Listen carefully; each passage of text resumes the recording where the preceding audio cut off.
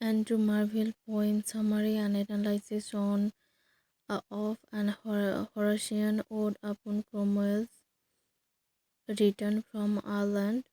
The summary is Marvell begins the poem by presenting Oliver Cromwell, Lord Protector of the Commonwealth, as a forward youth who must once again engage in military conflict and achieve glory.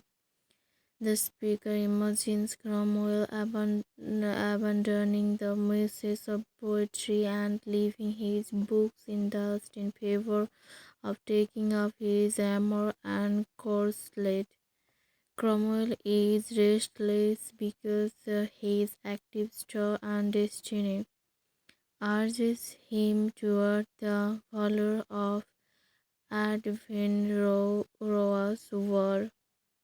Marvel next compares Cromwell to three-forked lightning that breaks through the clouds where it is first nursed in order to strike out and carve its own fiery path.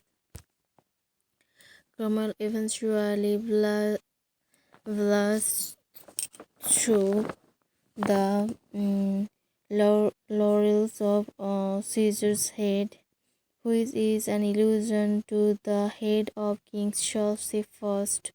The speaker calls it madness to resist or blame Cromwell's force because Cromwell clearly holds heaven's flame and England owes him a lot. Cromwell left his private gardens where he lived a peaceful and calm life and was able to overthrow the monarchy and cast the kingdom's old into another mold. Using his industrious valor in the military world, Cromwell's victories may seem to be make justice against fate complaint and suggest that he has usurped the ancient rights of king who once ruled over England.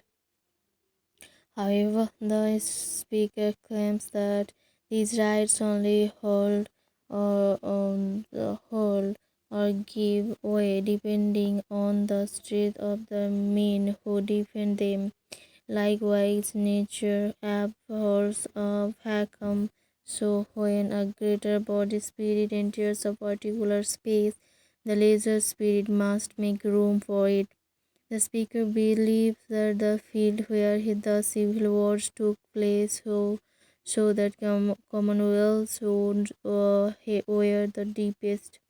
Hampton, the name of the King Charles Palace, reveals Cromwell's wizard art because Cromwell managed to trap the king there and trick him into fleeing to Kersbrook.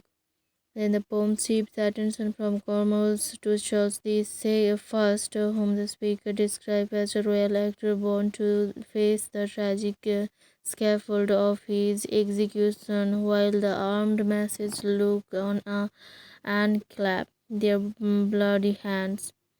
The speaker claims that King Charles does nothing common or mean when facing his execution and does not spitefully call upon God to lament his fate.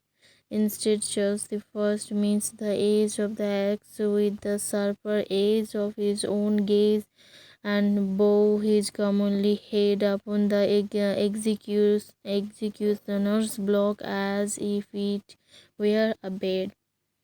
The speaker he believes that Charles' execution marks the memorable horror for the victorious Parliament army, as well as those who must design the new state. Certainly, Charles the First bleeding hand frightens some parliamentarians and causes them to run from the cause, but the speaker believes that the monarchy violence leads to England's happy fate. The poems focus the return to Cromwell as the speaker discussed the Lord Protector's victories. In Ireland, the Irish forces are assumed to have been teamed after battling Cromwell's army for only 1 year. Even the Irish can affirm his praise after being subverted by Cromwell, whom the speaker believes to be good and just. Cromwell is well prepared to serve the new English Republic because of his ability to obey the will of the people. Cromwell wins the kingdom but gives it to the commons, along with his fame. He lays his sword and spoils at the feet of the public. In this regard, the speaker compares Cromwell to an obedient falcon that kills and delivers her praise, but does not return to the hunt unbidden. The speaker imagines Cromwell's and England's united victories to come, comparing these future conquests to those of Caesar's and Hannibal. He suggests that Cromwell will soon turn his attention to the nation of the Pict in Scotland, whom will soon cover underneath the blade. The poem concludes with an image of Cromwell as the untiring son of war and fortune who must keep his sword ready and erect, both to frighten the spirit of the sad knight and to maintain the power he has won. The poem analyzes is the Marvell wrote his poem the uh, commen- uh, co- commemorate Oliver Cromwell's return to England after a military expedition to Ireland. Cromwell defended the Irish Catholic and English Royalist allies in a series of battles, thereby eliminating a major threat to the newly formed English Republican government. Marvell models his poem on the odes of the Roman poet Horace, who fought on the side of Roman Republicans but eventually expected Augustus Caesar's rule and the ensuing peace. The poem is ambivalent about the rule of execution of kings the first. Even though Marvell clearly praises Oliver Cromwell's leadership, critics continue to debate Marvell's political learning and question how sympathetic this poem is. The Charles the First. The poem is written in stanzas of 4 lines. Each stanza features a rhyme couplet in iambic tetrameter. It also important to know the rhyme skill in a poem, followed by a rhyme couplets in iambic trimeter. At the beginning of the poem, the speaker praises Cromwell for his restless character and devotion of military valor. Rather than passing time idly in private or languishing in the shadow, Cromwell has taken an active lead in protecting the new English Republic. Cromwell has brought an army to Ireland in order to battle the alliance of royalist and Catholic forces. The speaker goes on to suggest that God has approved Cromwell's power. This madness to resist or blame the force of angry heaven's flame. The line is also important here. However, the speaker also implies that Cromwell's victories may upset the balance of justice since ancient rights only hold or break according to the strength of the men defending them. Here we see a clear example of the poem's ambivalence towards Cromwell. His political valor and military prowess are worthy of Marvell's praise, as are his republican leanings. In addition, though the speaker also acknowledged the possibility that Cromwell could present a threat to the right of law, especially if he abuses his power. Marvell maintains the poem's ambivalence when the speaker asks what field of all the civil wars where his were not the deepest scares. The line could mean that Cromwell's battle scares are deeper than those of any other and imply that he suffered valiantly for the civil. The line could also mean that the wonders Cromwell inflicted upon the nation's feet are in effect the deepest cures. In other words, has Cromwell bravely endured these wars for the good of England, or has the Commonwealth suffered at this hand? The speaker implies that the answer depends upon the direction that the new republic takes moving forward. At this point, Marvell shifts focus from praising Cromwell to describing the scenes of Charles the First execution.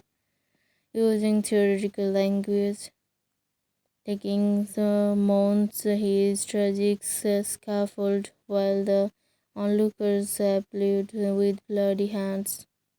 It is unusual that in a poem that praises of Cromwell, the speaker's description of King the First's death seems highly favorable to the monarch's memory. First, the speaker claims that the king displayed nothing common or mean in his behavior.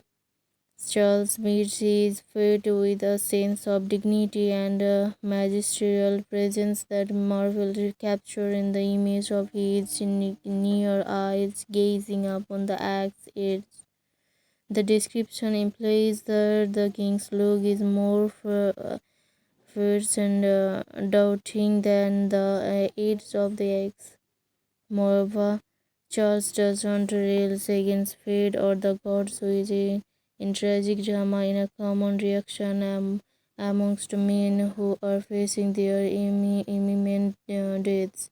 In the final section of the poem, the speaker returns to praising Cromwell for his military victories in Ireland and suggests that Cromwell shall go on to reap victories in you, bringing increased glory to England. The speaker uses the term "picked" to refer to Scotland, which many saw as the next significant threat to the newly founded English Republic because of its royalist leaning.